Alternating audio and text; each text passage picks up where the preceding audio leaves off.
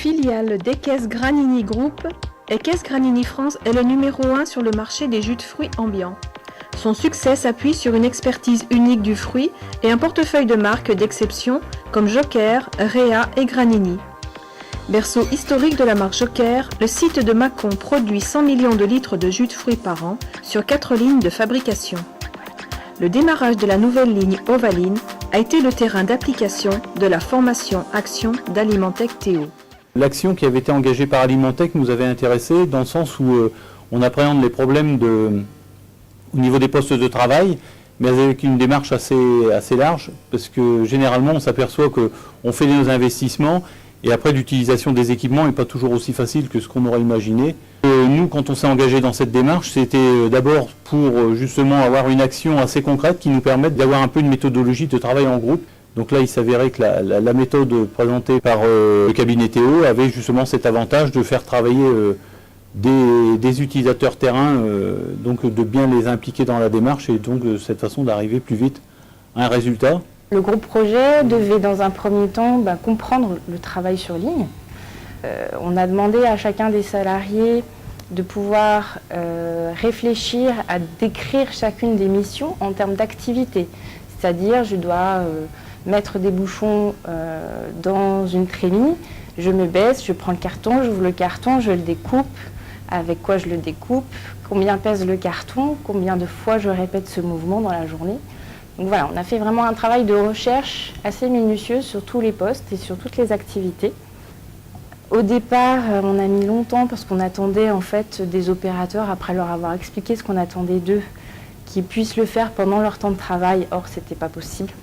Donc on a attendu 3 semaines avant de chausser nous-mêmes nos chaussures de sécurité, de demander à la direction de les débloquer et de leur payer des heures supplémentaires en dehors de leur poste de travail.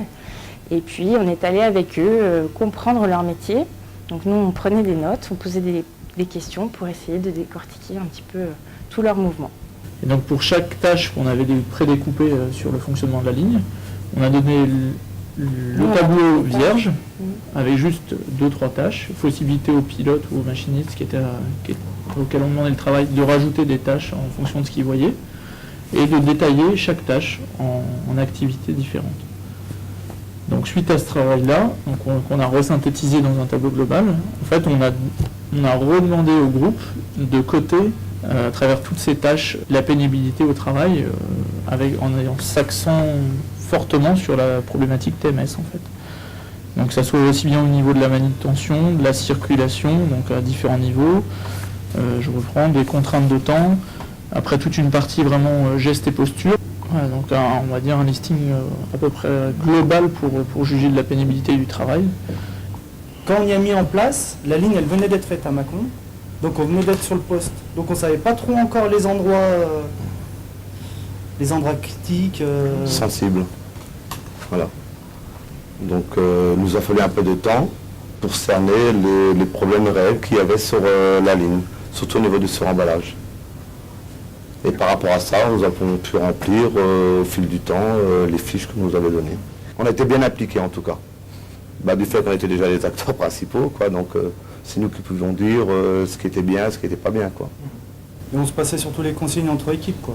Parce que l'équipe d'avant, l'équipe d'après, quand on ne savait pas quelque chose, on demandait, ou on allait les voir, on allait voir M. Sylvestre, on demandait.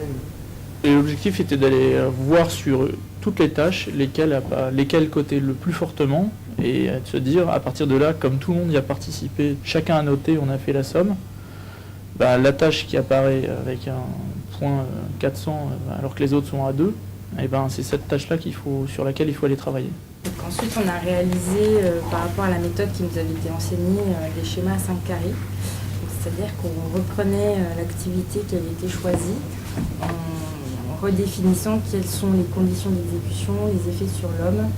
Et ensuite, on a convoqué donc les opérateurs pour leur demander de pouvoir valider ce qu'on avait déjà renseigné dans ces schémas à 5 carrés, puisqu'il y avait des choses qui pouvaient nous échapper, et leur demander également quelles pistes d'amélioration ils pouvaient envisager.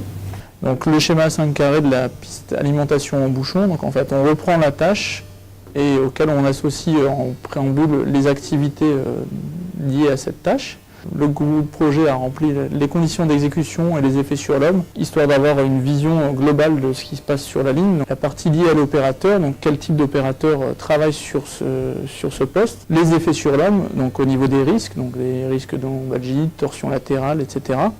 Et donc au final des risques de TMS. Les effets sur l'entreprise, quels sont les risques liés à cette tâche en fait pour l'entreprise. La dernière partie du schéma 5 carrés, les pistes d'amélioration. Donc ça c'est la partie qui a été effectuée via le groupe de travail.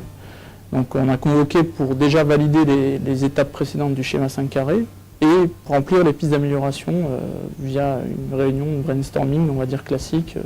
On a identifié comme axe d'amélioration la pose de passerelle, donc bien faire attention en même temps que ne déplace pas le problème. Le groupe de travail a été consulté, en fait, chaque opérateur a eu un plan de la ligne vierge et on lui a dit aujourd'hui sur tes déplacements, sur toutes les tâches que tu vas faire, où ce serait le plus simple pour toi qu'on pose une passerelle pour pouvoir te faciliter ta problématique de déplacement. En fonction des problèmes et des lieux où on devait aller, on a tous cerné là où on devait souvent passer les passages les plus importants en fonction des 6 schémas. Ils ont fait une synthèse des passerelles où devaient être mises les passerelles. Et en fin de compte, plus ou moins tout le monde a dit à peu près les mêmes endroits. Il apparaît qu'il y a 3 passerelles vraiment prioritaires qui sont demandées grosso modo par l'ensemble des opérateurs. Donc si on doit aujourd'hui mettre des passerelles, c'est celle-là. Donc à partir de là, moi j'ai travaillé avec Jean-Luc Sylvestre, le coordinateur sécurité, pour justement faire réaliser ces passerelles, faire des chiffrages. Et puis donc aujourd'hui, on a réussi à mettre en place ces passerelles. Elles sont en place. Ah oui, c'est impeccable. On a accès sur quasiment pour l'instant toute la ligne. Parce que le gros souci avant, c'était de passer sous les convoyages. Ça a eu l'avantage de réaffirmer l'intérêt de tout de suite travailler en groupe, d'engager tout de suite une démarche collective. Là, on est en train de faire un investissement actuellement sur une remplisseuse et on a mis, en fait, les futurs utilisateurs ont été mis beaucoup plus vite dans le projet. En l'occurrence, ils sont allés pendant 4 jours là-bas à côté du Mans pour voir la machine qu'ils auront à utiliser. Et donc avant même qu'elle soit livrée, on a encore pu faire quelques aménagements. Et souvent, plus on s'y prend tôt et plus c'est facile à régler.